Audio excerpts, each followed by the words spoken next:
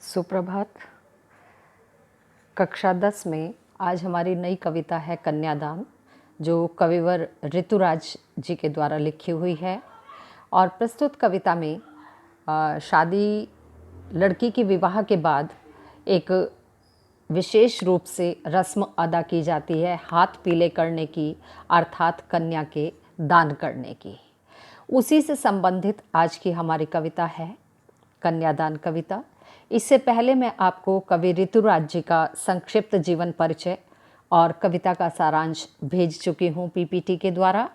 चलिए आज हम कविता और उसकी व्याख्या देखते हैं। कितना प्रामाणिक था उसका दुख, लड़की को दान में देते वक्त, जैसे वही उसकी अंतिम पूंजी हो।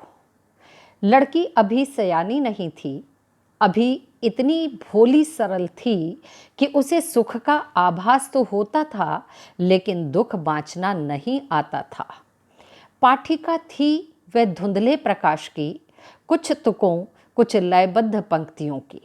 माँ ने कहा, पानी में झांककर अपने चेहरे पर मत रीझना, आग रोटियां सेकने के लिए है, जलने के लिए नहीं। और वस्त्र और आभूषण शाब्दिक भ्रमों की तरह बंधन हैं स्त्री जीवन के। और अंत में माँ ने कहा लड़की होना, पर लड़की जैसी दिखाई मत देना।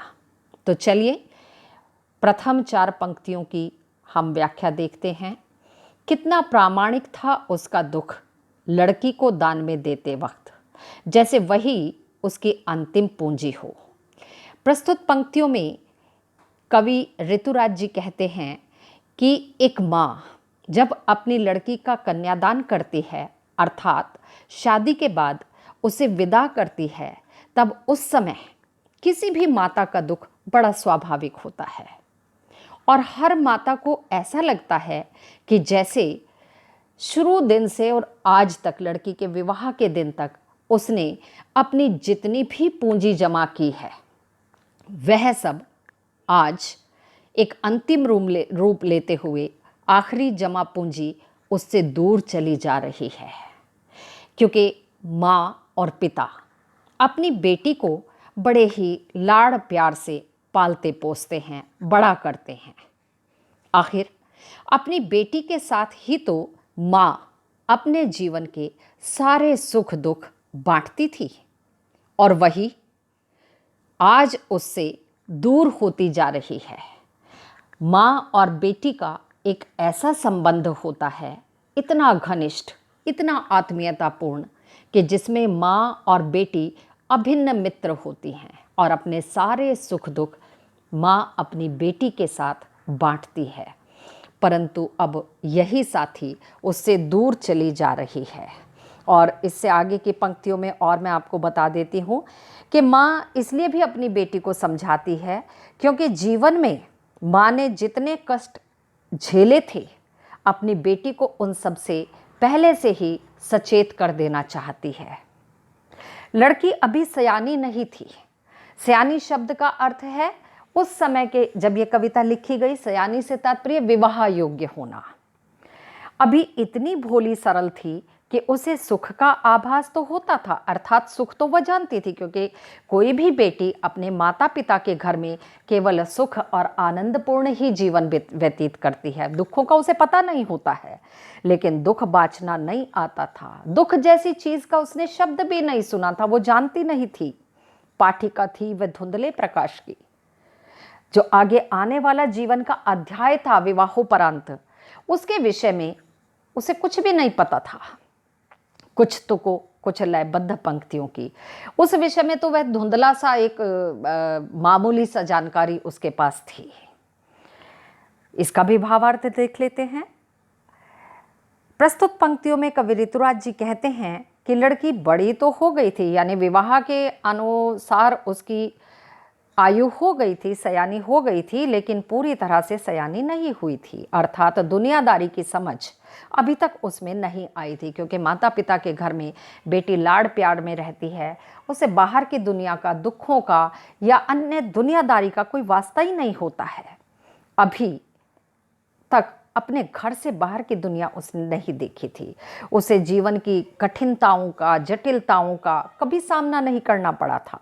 उसका जीवन अभी तक बड़ा सरलता से, सुगमता से बीतता चला जा रहा था और यही कारण है कि उसे खुशियाँ मनाना और संजोना आता था, लेकिन परेशानियों का, संघर्षों का सामना कैसे किया जाता है वह नहीं जानती थी।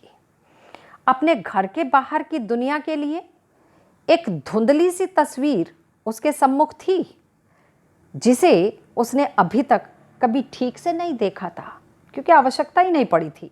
जब तक कोई व्यक्ति घर से बाहर कदम ना रखे, बाहर की दुनिया में समय ना बिताए, तब तक उसका संपूर्ण रूप से विकास, या यूं कहें कि उसके विकास की प्रगति नहीं होती है। इसीलिए अभी तक वह भोली बच्ची और केवल सुखों की विचारों में, कल्पनाओं में जीने वाली एक मासूम बालिका थी। ये सीधी सी एक ऐसी बात होती है कि जब तक आप परीक्षा में ना बैठें तो हमें अपनी तैयारी का पता नहीं चलेगा। जब तक हम तैरने के लिए जल में ना उतरें, नदी में ना उतरें, हमें नहीं पता चलेगा कि कैसे बचाव किया जाता है, पानी काट कर कैसे आगे बढ़ा जाता है। तो जीवन में किसी भी क्षेत्र में आगे बढ़ने के लिए हमें रिस्क तो लेने पड़ते हैं, तभी हम आगे बढ़कर सफलताएं प्राप्त कर सकते हैं। और अंतिम पंक्तियां हैं कविता की। माँ ने कहा, पानी में झांककर अपने चेहरे पर मत रीझना। आग रोटियां सेकने के लिए है, जलने के लिए नहीं। वस्त्र और आभूषण शाब्दिक भ्रमों की तरह बंधन है स्त्री जीवन की। जब लड़की का विवाह होता है तो उसे नए नए वस्त्र दिए जाते हैं, आभूषण दिए जाते हैं, परंतु माँ समझा रही है कि ये सब तुम्हारे जीवन में बंधन हैं, इन बंधनों में मत पड़ना। प्रस्तुत पंक्तियों में माँ ने कहा, पानी में झांककर अपने चेहरे पर मत रीझना। माँ ने बेटी को समझाया, विदा करते समय उसे और अच्छे से नसीहत और चेतावनी और सचेत करते हुए कहा कि ससुराल में उसे किस तरीके से रहना है और किस तरीके से नहीं, वो सारी बारीकियां बेटी को समझाया। और सबसे पहले माँ ने अपनी बेटी से कहा कि वह कभी भी अपनी सुंदरता पर अभिमान न करे, इतराए नहीं, क्योंकि सांसारिक जीवन को सही तरह से समझने के लिए, चलाने के लिए सुंदरता से अधिक आवश्यक होते हैं हमारे भीतरी गुण, जो हमें मार्ग प्रशस्त करते हैं। और फिर माँ ने अपनी बेटी को समझाया कि आग रोटियां सेकने के लिए होती है, स्वयं को भस्म करने के लिए नहीं होती। अर्थात आगामी जीवन में जो भी संघर्ष आएंगे उनका सामना करना, ना कि उन अत्याचारों से भागकर तुम स्वयं को आग में भस्मीभूत कर दो। ऐसा कदापि मत करना, उन संघर्षों का सामना करना। और अंत में माँ ने समझाया कि ये जो वस्त्र और आभूषण तुम्हें दिए जा रहे हैं, ये तुम्हारे लिए मोह का बंधन है, शब्द जाल है। ये ऐसा बंधन होते हैं कि इनमें हमें कभी मन से नहीं बंधना चाहिए, क्योंकि इनके चक्करों में फंसकर कई बार बसे बसाए घर तक विनष्ट हो जाते हैं। और अंत में बड़ी इम्पोर्टेंट दो पंक्तियां हैं। माँ ने कहा, लड़की होना पर लड़की जैसी दिखाई मत देना। इन अंतिम दो पंक्तियों में पूरी कविता का केंद्रीय भाव आ जाता है। प्रस्तुत पंक्तियों में माँ ने अपनी बेटी को समझाया कि अपने आप को किसी के सामने कभी दुर्बल की तरह प्रस्तुत मत करना, क्योंकि बहुत सारी स्त्री सुलभ कमज़ोरियाँ ऐसी होती हैं कि माताएं, बहनें सब उन चक्करों में आ जाती हैं और घर के परिजन सभी उन कमज़ोरियों को बखूबी जानते हैं। आप कोई भी अपना कार्य माता से सिद्ध करवाने के लिए जरा सी आप चापलूसी करते हैं, माँ आप बड़ी प्यारी हो, बड़ी अच्छी हो, मुझे तो बहुत ही प्यार करती हो, और अन्य बिल्कुल आपका कहना मानूंगा, आप मेरा ये काम करवा दीजिए। तो माताएं और बहनें और हम सब महिलाएं एक स्त्री सुलभ कमज़ोरी होती है कि जरा सी प्रशंसा की और उन बातों में हम आ जाते हैं और अपना सर्वस्व भी समर्पित करने के लिए तत्पर हो जाते हैं। परंतु प्रस्तुत पंक्तियों में माँ ने कहा कि बेटी होना पर बेटी जैसी दिखाई मत देना, अर्थात अपने भीतर के जो नारी के गुण हैं उनको विद्यमान तो रखना, यानी वो कमज़ोरियाँ, संवेदनाएं हमारे मन में होनी चाहिए, परंतु उनको सार्वजनिक कभी मत करना, क्योंकि अन्य लोग, परिजन उन सब स्त्री सुलभ कमज़ोरियों का, दुर्बलताओं का लाभ उठाने में पीछे नहीं हटेंगे।